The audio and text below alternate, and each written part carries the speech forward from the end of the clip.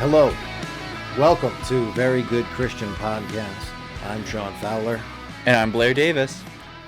and we're glad to have you with us here in my basement. That's right, we're going to have a grand old time. We're going to be talking about some stuff that, well, Blair knows. He's got all the deets. Yeah, today our topic is Sean Feucht and the Hold the Line movement. I suppose the more detailed version of that would be: is it right to do these large gatherings? Is the church's take on it appropriate? Is the other side appropriate? Just the defense of the movement itself. Maybe talk about some pros and cons and get into our personal opinions as well as our spiritual ones, which may differ, believe it or not. Sure. And hopefully we'll also chat a little bit, maybe more broadly, about the church's response to the virus, looking back retrospectively. Should things have been done a little differently? What sort of restrictions should we be having now in church services? How should we think through this biblically, Yes. theologically? I'd love to go there. Mm-hmm. Well, what about this man, this Sean Feucht? And yes, that is how you pronounce it. It's a German name, pretty sure. It looks German to me, but it's not pronounced. It's not pronounced Feucht, or all these other ways. And It's not pronounced foot. it's not pronounced foot. No. And I just want to say, if you are going to incessantly trash him online, at least take the 10 seconds it takes to figure out how to pronounce the name. And I'm not I'm not a Sean Feucht apologist. That's just how I feel. And so he has a ministry called Hold the Line. He is a man with long hair, which immediately makes me distrust him. But hey, I'm open-minded. I see that he's often holding a guitar and is barefoot. What are these things? Yeah. So Sean Feucht, as a general overlay of Sean Feucht, he's a worship artist, I guess worship leader at Bethel Church from Redding, California. It's a non-denominational mega church for those of you who have not heard about it. He's a recording artist with the Jesus Culture label. He and many others at Bethel have been supporters of the current sitting president. He's invested time and energy and combining his love for Jesus with Republican politics. So he was more or less trashing the Black Lives Matter movement, or more specifically, the idea that is so heavily supported in the news cycle, while churches have been closed down. And so, from what I understand, the Hold the Line movement is actually his political movement now. He's labeling himself as one. That way they can worship or have worship concerts in public, openly, without fear of being shut down, because it's labeled a political protest and not a church service. But this is all under... he name drops Bethel himself, so I don't think I'm out of turn by saying it's a Bethel sponsored thing, but they've been in the, they seem to be in the news a lot, or be in the kind of Christian talking circles a lot, and so they're very supportive of this. A lot of money goes into these concerts that gather thousands of people into an outdoor most of the time. He has live tweeted and done Instagram posts and Facebook lives with him in warehouses and things like that. From him, the way that he's describing himself is that it's all for God. There's nothing that he's gaining. It's just, he wants to worship God. He's accusing, the government of trying to shut down churches. The church will not be silenced is some of his hashtags. Let us worship is a hashtag he uses quite a bit. So that, I guess, is his his idea there. And so they've just been traveling around to cities, again, getting a few thousand people together encouraging people not to wear masks. From what I hear, I don't know if that is true. I haven't attended one of these.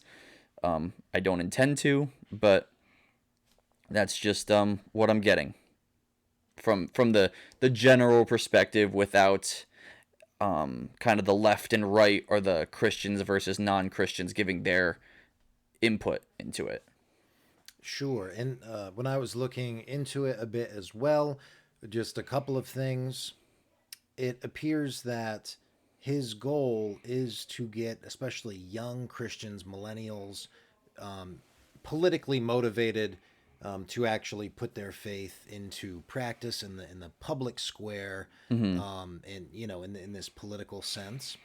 And actually, I don't think one of the people that we were listening to who was critiquing him was saying like it's illegal to do that with a nonprofit, but I think the specific illegal action for a nonprofit is if they are publicly endorsing a certain political candidate, or basically like fundraising for a particular candidate's campaign. I believe that's what, because, and here's the thing too, a lot of the churches that are hard, or like lean left or very liberal, they're very political. You know what I mean? You can think of like different Christian leaders, but when like who's trashing them for taking some sort of political stance, it tends to be more, obviously, generally, if people lean right or they're more conservative politically and they're outspoken about it, they get way more trash online than the other side would. That's how it normally goes. And then also, it seems that it does seem in some sense to be sort of a protest, because we were locked down in the spring, but then once the BLM protests broke out, the same political leaders who were saying you can't go out for any reason, we can't have any sort of large gathering, they have to be tiny. I mean, in some places there were gatherings, there were limits like on anything above 5, But then immediately once the protests broke out, you had some of these same politicians actually marching in those protests where there's thousands and thousands of people. And then you have these statements that were coming out that were saying, well, racism is a more deadly virus than the coronavirus. And so that's why this is justified. It is a worse and more deadly problem. Sure.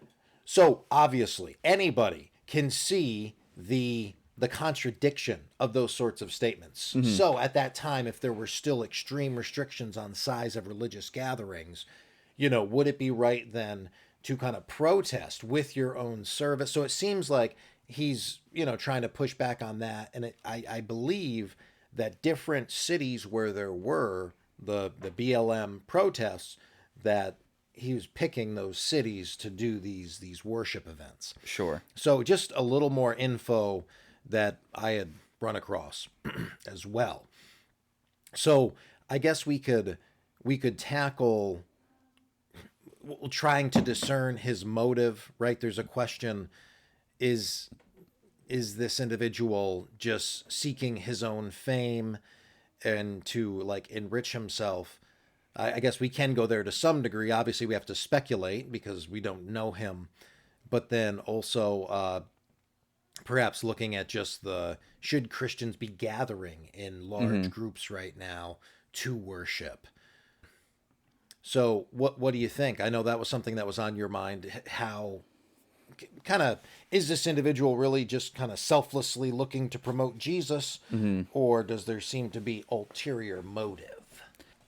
Yeah, I guess not knowing before just now that he was, failed running for political office, I'm not sure, and I don't know enough to make that judgment, or even really have a huge, an opinion, a strong opinion towards him. Just looking at the basic setup, I saw this at first on Fox News, of course, and he was doing an interview. He talked about this. There was a big protest in Seattle, I believe, and they had an event planned at this park, and then they shut the park down for one day, and they fenced it. They fenced it and they put up tape, and it was the day that he was supposed to have this event. So, I watched that and kind of went, wow, there is, just my immediate gut reaction was, oh, this is not persecution, but it's, they're picking a side here. But I don't know, when you look more into it, the violent protesters and even the peaceful ones, for whether it's, the Antifa rioters or the Black Lives Matter, again, peaceful or non-peaceful, they haven't really stopped still. And the way that he's approaching this, it just seemed almost too political right away. It was just immediately, he's got this church with, and it's been said, but they've got, almost unending funds coming through to support whatever this guy wants to do, putting, and by promoting himself, he's putting then his church in the public eye, getting these thousands of people to pay to join to do these concerts, and selling t-shirts and selling CDs. His Twitter bio is, husband, recording artist, producer, graphic designer, probably, all that, and then lover of Jesus at the end. And so it's that, it seems, or you could make the argument that he's putting all the self-promotion first. When someone goes, oh, what is the Hold the Line movement? Who is Sean Feucht or Feucht? Who is this man?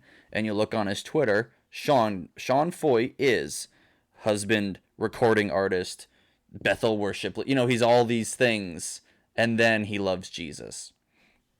It just, and not that your Twitter bio is the end all be all of your faith. That doesn't say anything about your sincerity necessarily, but it is curious that he starts this big movement that's getting all this traction, millions and millions of, the whole world is really looking at America and how we're handling this, because you don't see a lot of YouTube or commentary anywhere on the other countries and how they're doing. It's about how President Trump is handling it, and how these different protesters are doing it. All eyes are on us.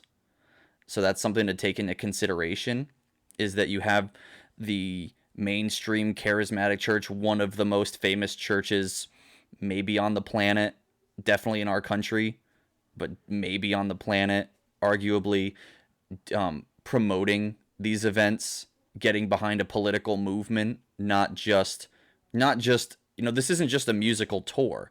If this was a musical tour, I think that's one thing. But the idea that this is a political protest, that they're promoting and they're selling merchandise and they're doing all this stuff, and they're using Jesus, it seems to me, they're using Jesus as a way to push through any criticism, because they're kind of using the Jesus heals, Jesus wants us to worship, you're trying to stop us from worshiping, to try to, I guess, push back a bit, using that as a way to promote their music. Okay, so you think it's a big ploy to promote Jesus culture? I wouldn't say, not the entire thing, but I would just say the motives aren't necessarily honest entirely.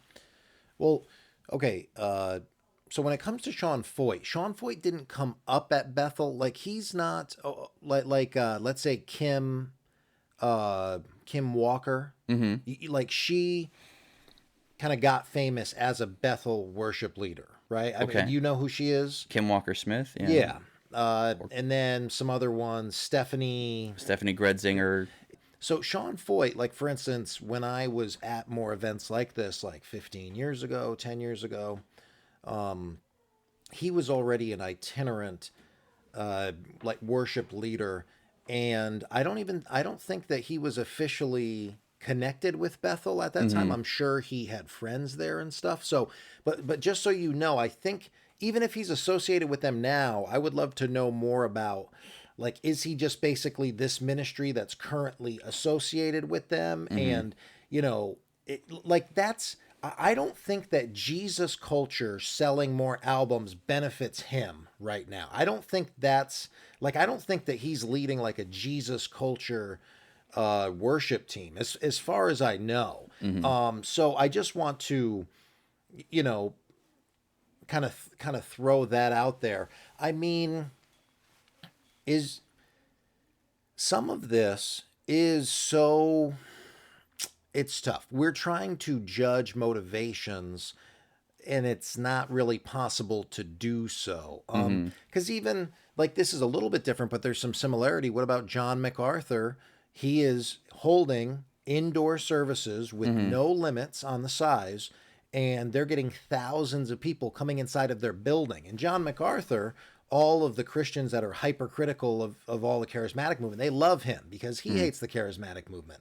He's, you know, he's like their, you know, I wouldn't say superhero, but you know, he is a role model, and he's doing this stuff that's very public. It's getting attention. I mean, he's been on TV before debating people back in the day, like on Larry King Live and stuff. So he's already well known, but you know, I mean, we could question his motives. He's probably promoting his stuff a lot less, of course, but he's also more established. It already has this gigantic church that he is the pastor of. He's not just associated with it. But even there, like, it would be very difficult to judge his motivations, really to discover what they are. So I guess, let's say, does Sean Feucht have some not good motivation? Like, is some of it? Probably, because he's a human being. But does he really love Jesus as well? He very well could love Jesus and want to, like, just because his stuff is kind of like famous at the moment. It's almost like if there's a charismatic minister and they're getting a lot of press, like, they're automatically by default disingenuous and you know, a wolf in sheep's clothing. Now, let's say that his motivations were good mostly, and we accept that, and then we move on. What would be at that point? Like, would there still be an issue with what he's doing? Would it still be wrong if his motive really was mostly to, like, spread the gospel? Well, then I would just say that he's very misguided. if his motives were totally pure, or even, you know, mostly pure, and he thought that the only way to worship God was with thousands of people, because it just seems as though Bethel is accustomed to these huge worship services and these huge ridiculous concerts and all this stuff. They've been used to it for years. And now, you know, there's this pandemic, there's this shutdown, and they're, you know, putting themselves in the forefront and say, we're not gonna stop worshiping how we want. You know, it's hard. It's hard for me to get by that. So it's mostly just about the virus. Like, the virus is probably spreading at these events. It could be. So he shouldn't be doing it. So I mean, so I'm just trying to see what your stance is here. Even if his motives are good, it's primarily the virus thing. It's not like you don't think Christians should be politically active or encouraging other Christians. Because, like, right, that one response we listened to about this situation was like, no, there should be no, like, push towards political activism. And so there's that mindset as well. Yeah. Do you take issue with that? Yeah, well, that response was also very petty, and that was that was so, you know, just church bashing, not just Sure. you know, oh, absolutely, someone who got burned by the church clearly, and has something against that. Yeah, I would definitely say it's more the virus. If your church is making money, you know, I didn't have an issue with Bethel years ago. Overall, I don't. If you want to listen to Bethel music, do it. If you want to go to these concerts, do it. You know, even now with the virus, you know, people are doing it of their own will. I think it's this idea that he's purposefully trying to talk to Gen Z and millennials and get this kind of hyper charismatic scene going on during a pandemic that, is dangerous to a lot of people. And I'm not one of the paranoid people that's been bunkered down. The virus definitely has a lot to do with it, because if there was no virus, you could call it what it is, which is just a big outdoor concert that they're making a lot of money on. And that's fine. But this is a big outdoor concert where they're refusing to accept that, a lot of these, well, I say a lot, it's really just this church at the moment. And, you bring up John MacArthur, and I would say that he's got to answer for what he's doing too. Churches can be online, churches can do Zoom, Bible studies can do Zoom, and if you choose not to, you're taking the risk yourself. And I totally agree with that. And holding a church service that's not super responsible in that way, of limitless people, multi-services, all that stuff, I mean, yeah, I can't say that I recommend that, but it's his right to do it. And it's also Sean Feucht and the Hold the Line movement's right to do these protests, but it's the idea that now they're just labeling them as a protest so that they can do it. So it's kind of like claiming persecution for the sake of putting on a concert because you're a Christian, and then in just putting on this big political, mask, putting on a mask of politics over that. There's just so much to it that it's you have to kind of start peeling back those layers and say, what is the motivation here? You're going to have these protests because does he really believe that the church is being persecuted? Is that really his mindset here? Because that's what he's claimed is, they're shutting down Christians, they're stopping the church. And it's like they're just stopping the church as he's comfortable with. They're not silencing the church. They're not making it illegal for churches to stream anything or for Christians to play music. And I just wonder, with all the money that he's making from this, which is plenty, I'm sure, why not? But they're not charging for people to attend. They're not? Like, when they gathered at the courthouse in Nashville, how would they have charged people to? I mean, we can look it up, but I don't think so. These are outdoor. Like, one of them was under a bridge, right? Now, of course, if there's merch, people might be buying that, but it's not like back in the day when people were buying CDs at concerts. No one's buying CDs now. They just stream everything. So now, don't get me wrong. I'm sure it is making him some money, but I don't think, from what I saw, they didn't look like they'd be events that you actually have to pay to get into because they're outside in public places. But, I mean, when it comes to these lockdowns and the different restrictions that are put into place, there definitely are a lot of Christians who do consider it persecution of some sort, which it's debatable whether it is or not, because there are restrictions that are on other things as well, like different businesses or other sorts of gatherings. But, we do have this freedom of religion that is, amended to the Constitution. And when you take that into consideration, even just from like an American point of view, that's something that a lot of people don't really understand. The freedom of religion it seems to be labeled or described in a way more that's like freedom from religion, but that's not really what it is. The whole point behind the amendment is not that like church members won't be politically active, or that faith doesn't come into politics, because really that doesn't make any sense. If you know scripture, it says faith without works is dead. Like if you have a private faith that never impacts, let's say, your politics, then that's not even faith according to the Bible. It's supposed to inform your whole life.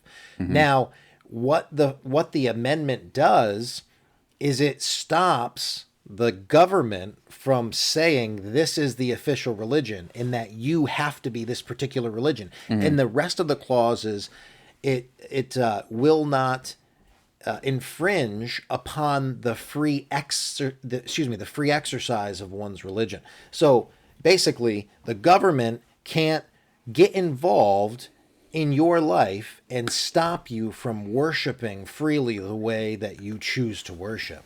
Well, technically, that is what's happening with these limits and all of these other, restrictions. And so, and I even think of some, like, especially still in the spring, there were some rules that were put into place that a church could still give out food to people, but they couldn't, let's say, do a drive-through Eucharist. And from a secular government point of view, that makes sense because the Eucharist isn't anything. It's just some thing that Christians imagine is important. But food will actually feed people and keep them alive. Yeah. But from a Christian perspective, what? Receiving the Lord in the Eucharist is paramount. It's extremely important. It's actually, communing with the Lord would actually be more important than eating physical food from a Christian point of view, because you're actually better off entering into life maimed or crippled than to, with your whole body, be thrown into hell. That principle, let's say, just one spot of Scripture. And when you consider that, so is it persecution then that they would let you hand out food to people, but you can't actually give your congregants the Eucharist? This is, I think in that sense you're approaching persecution, not necessarily because the government is trying to persecute you, but because they don't have a Christian worldview, and the things that you might find important don't seem important to them. So when you have that sort of stuff going on, and then you have certain Christian leaders that are saying, like, this is persecution, and then not long after, you then have these protests, and you have these same politicians who say, no, you can't do a drive-through Eucharist with masks and doing everything safely with gloves. No, you can't do that. But I'm actually going to go out and protest with these protesters and 10,000 others tomorrow because this is an important issue to me. I can see how that riles people up. I bet that he does. I could absolutely see him truly believing that what he's doing is a type of protest, although it is, worshiping the Lord as well. And when it comes to the virus stuff, I mean, so here's the question. Romans 13, for instance, tells us to submit to the authorities, but the man who wrote that disobeyed the civil authorities when it contradicted what he deemed to be the command of God. Yeah.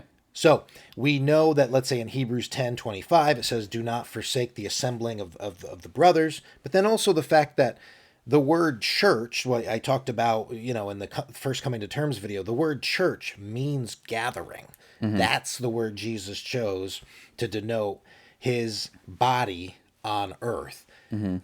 The name itself presupposes gathering. And although we can connect virtually now, that does not replace the physical gathering of the church. The church isn't a group of people that believe in Jesus who never gather together can't actually be the church, because church means gathering. There has to be some gathering. Yeah. Now, so when we consider all of those things, I mean, do you think it's valid? Like the virus, what we know about the virus now and the death rate that we have, and the groups of the population that truly are vulnerable, and the fact that the majority aren't really that vulnerable to dying or having very serious complications from the disease. I mean, do you think this is a valid response? Is it an actually biblical stance to abide by all of them, even when it's restricting the normal worship? I would say that there's a difference between civil disobedience in the same way that, to disobey the governor or the government and give out a Eucharist. I could understand if churches disobeyed that and gave out a Eucharist, because that is a command from Jesus to remember the Eucharist, to do it, to practice that. So between that and even baptizing people publicly, that would be disobedience in the same way that if the government commanded us to suddenly have a bunch of abortions, Christians would be correct to disobey that and not have abortions and not kill their children. I think there's a difference between that and this virus that, yeah, it's not as bad as a lot of people are saying it is, and it's not as impactful as a lot of people believe. However, when the entire world is looking at what our country is doing and the division that's there, and you have these protesters that are, burning things and destroying things, and then you have someone who just complains about that, and it's not civil disobedience when you're putting on multi-$1,000 concerts and you're just touring around in a tour bus and you have paid security and $1,000 guitars and $1,000 drum sets and thousands of people just shoulder to shoulder screaming your songs that you're promoting, that you're writing, regardless, in my opinion, regardless of whether the content is worship, Christian worship, or whether it's secular music. It would almost be better if it was secular music, because then the disagreement would be fully, this is wrong. But I think it's only because we're saying it's worship music. It's Bethel worship, or it's John Feucht worship, and he is associated with the church. So I just think that there's a difference between civil disobedience and holding any sort of church service versus a weekday night live concert, again under the guise of we're being oppressed, we're worshiping to stick it to the government. Well, I was just talking generally. Should churches be abiding by all of the restrictions now? Like, I'm not talking about Sean Feucht for the moment. So knowing what we know, the fact that the bottom line is, especially in areas where they have very big restrictions on the number of people that can gather indoors, that does contradict the command of God and the expectation that we gather in order to worship, in order to celebrate the Eucharist. Yeah. So should churches, just your average church, that's 150 people, should they abide by all of the restrictions, or are these restrictions such that they're overstepping their authority in relation to what God says? I definitely think there's an overstep to an extent, but I think this is why house churches, at least for a time being, are okay. Having a lot of churches are doing the smaller services and going by the guidelines, and people are watching online, which I agree doesn't replace it. But if you did but those people are also the people that just aren't comfortable meeting because maybe they have pre-existing condition, maybe they are susceptible, maybe they're older, things like that. But I don't see why just dispersing for a time and dividing up into much smaller groups for a time, even if you're not a trained priest or pastor or teacher, if someone kind of has that teaching gift and they're just given a list of points to go through, and people start to gather separately to go by these guidelines, even if it's very inconvenient for a time, I don't see why the church can't do that and abide by that. And to a church like Bethel that doesn't exactly train their people up in much more than how to play music and how to do these spiritual gifts, that they say, their spiritual school and all that, I can see why that would be a problem for them to then try to get people to go to different house churches. But for your everyday, average Joe church, I don't see why that would really restrict God moving in that space or going against the call to gather. There's no spot in Scripture where it says that you have a minimum requirement of how many people have to be there, but it truly does. It doesn't make a lot of sense when I think about this biblically and theologically. I understand that people don't want to be fined and people are concerned with what the world thinks. Where does the Bible ever tell us to seek the approval or love of the world? It does just the opposite. And this idea of like, well, it's going to hurt our witness. I've heard that brought up. But the thing is, it depends. Like the principle can't be whether the world disapproves. That can't be a principle in and of itself. The world could disapprove of the church for a valid reason or an invalid reason according to Scripture. So if you hold the biblical view on like marriage between, being one man and one woman for life, the world will hate you for that. Does that mean that it's wrong and we need to change our stance? Well, a whole bunch of churches said yes, and they did change their stance. Well, they're straying from, Christianity. So it's not just like if the world is watching and disapproves that it's necessarily wrong. If it's something that's contradicting the truth of Scripture, what God has revealed in His church historically, well, if you got to stand up for it, even if the world is saying, because that's the truth. Like, I'm sure, let's say John MacArthur, that he's being maligned hardcore by all sorts of people that like really think like he's a terrible person or an evil person or something like that. Because they're probably saying a similar thing where, oh, he just wants those people in there tithing and so that he can upkeep his blah, blah, blah, or whatever. But I think that knowing what we know now about the virus, the fact that if you're very elderly or you have underlying conditions, you are at real risk of having serious complications or perhaps death. But if you don't fall into those two categories, you have a very, very small chance of having serious complications or dying. And why aren't we, yes, stream and give people the option, because of course if church opened up fully, it doesn't mean everyone's just going to come. There are plenty of people that stay home. I mean, I don't know why we're not doing this with our society as well. Like, by all means, the younger healthy people, open it up, let them live their lives, and let's protect those who are vulnerable. It's really not that difficult. But I see that in this sort of situation as well. I see I know it would be difficult, but I would be completely behind a pastor that just opened up a church and said, come if you want to, we're just going to do things the way we normally do them. And if you would like to come.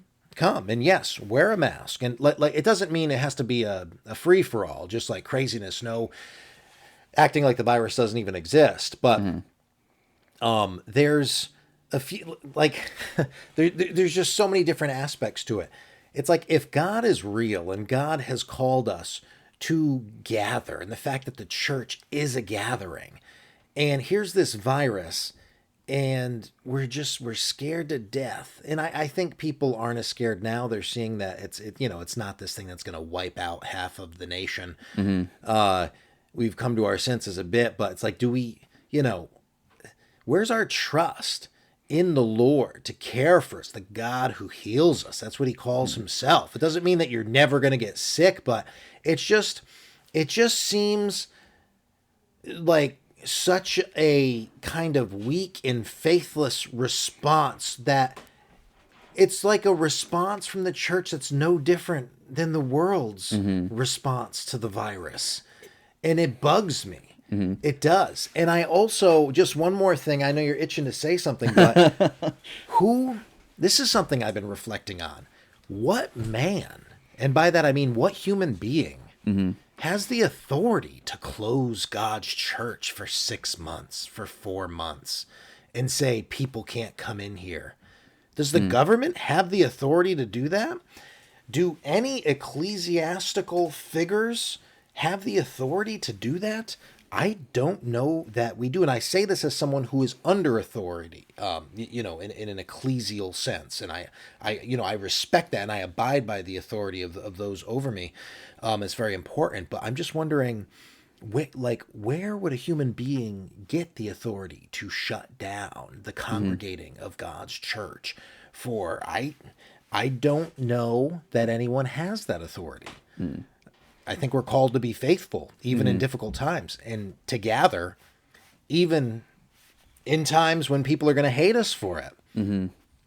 So, anyway, That's whew, yeah, that's a nice trump card. Like it just as we're getting to the close, like I'm almost happy I get the last word, but that's really tough. But you brought up points, and I almost wish I was taking notes because I know we're not debating, but it almost seems like we're just a little further apart than normal on this. sure, Normal being sure. our second podcast, but again, I would just stress that there's a difference in my view between a church shutting down a church service and shutting down concerts. Sean Feucht's thing. Yeah. And And I am yeah. with you And on so that I see a okay. But and distinction. so I'm gonna leave that. I'm gonna table the Sean Feucht stuff and talk about the other things that you mentioned. I just wanted to make it clear that I'm not saying shut down all churches, and if you have church it's irresponsible, even if it's like a Pentecostal crazy mega church. Church service is different than a concert that you're attending, Absolutely. regardless of the premise. However, with your argument about where's the faith and things like that, in the early church people were hiding in their homes and meeting in caves and meeting virtually underground as much as possible in small groups to gather in the early church because they were afraid of such persecution. So you could make the same argument in the Acts church or these churches where they were threatened with death, and you had the emperor lighting people, piking them and lighting them up on the street, calling them Roman candles, Christians, and they are being killed in the Colosseum, and there were a lot of Christians that died in the Colosseums or were crucified or were tortured to death for their faith. But a lot of them, the faith wouldn't have continued if there weren't some that met in these small groups, in these little mini house churches that were just passing these, little letters from Paul or letters from Peter or John or, so and so to keep them going. So I just wouldn't say that, I guess, having a full church service the way that we know it today is entirely fair when the church was never started that way. And maybe that was God's intention, was to get us to be able, well, it clearly was, to get people to be able to gather by the thousands for a church service. It's a beautiful thing, but that's not how it started. And so these people were taking great risks upon themselves to meet in these small churches and pray. You see it in the book of Daniel. Daniel was praying by himself to the Lord, and the people that were against him caught him, and got him thrown in the den of lions, and he survived and all that. But so it can be dangerous with government persecution to be a Christian just for the sake of being a Christian. I don't think this is that time. And I just think that, again, meeting together under different circumstances aren't so bad. My church had I think they just upped it to phase 3, but in time of recording, I think we have a 30-person max upstairs, and I don't think there's anything, you know, anti-faith about our church doing that. And if our church opened up to 50 or 100, full capacity or something like that, I wouldn't see that there's anything wrong with that, or either. I just think as we have to make these establishments to keep certain people safe, because inevitably we will come in contact with somebody, unless we're only going to church service and then going home. But the person you're handing cash to at the gas station could have intense asthma. There's just so many random people that we come in contact with, and yeah, so I just don't think that particularly the super gatherings are, or not having super gatherings are saying that our faith isn't active. Sure. And I, of course, am not really that huge on mega churches. I don't really think there should be mega churches. I think it's not conducive for a biblical sort of discipleship. But, well, remember just real quick, when it comes to people meeting during persecution, they were still meeting. So what I'm talking about is the fact that, like, most Christians throughout this time were not in the building at all. They were just participating virtually by watching a service. So that's not even the same thing as meeting together with 10 people in a home. Mostly that wasn't happening at all. It may not still be now. Of course, that's an issue even before the virus. All of these people who consider themselves believers but never go to church but watch a service every now and then, which is an issue. But there, that gathering, needs to be taking place. Sure. My stance, just kind of to wrap up, I'm not trying to get too judgy with him, and try to peer into exactly what his motives are. Are they completely pure? I'm sure they're not. But from the sessions several years ago, where he was leading, he did have the appearance to me of someone who really was worshiping the Lord, or wanting to, in those moments. Now, of course, that was many years ago, and I'm not like a particularly huge fan of his music or anything like that, but anything that's glorifying Jesus, hey, I'm cool with it. And yeah, I'm cool with opening stuff up. I'm so I don't take issue with it. Even if it was a secular concert, to be honest, I really wouldn't care all that much, to be honest. In this time, I'm down with Christians gathering to do any sort of Jesus stuff. And so that's just how I feel. I mean, this has been going on for most of the summer, I believe. So, we could touch on this later if more comes out, or if there's more controversy. If it's requested, that's fine, and if not, that's fine too. His ministry doesn't affect me. The church does affect me greatly, and I'm happy to meet. I'm gonna take that risk. My wife and myself and our daughter are fine. We've been going to church since we've been allowed to. Going to Bible study as much as we. What? Yeah. Which isn't a church service, so I might be a hypocrite for saying that. But yeah, if you have the faith to take that risk, go for it. But just be aware of who you might come in contact with for, however long this virus continues, and let your lifestyle kind of at least be careful. Yes. I'm definitely down with, wear a mask when you're supposed to and stuff like that. Try not to be reckless, but also at the same time, do not let. We do have, and this was the First Things podcast I was listening to. I forget what the name of the guest was, but he said what we really have is a fear pandemic going on, and there's definitely some truth to that. So do not let fear ruin your life at this time, or infringe upon you worshiping Jesus together with other believers. Anyone who comments on this, please tell Sean that he's wrong. Yeah, whatevs. We want you to do all of the things. Yes. You know what to do. You guys know what to do. Do them all. Bye. Bye.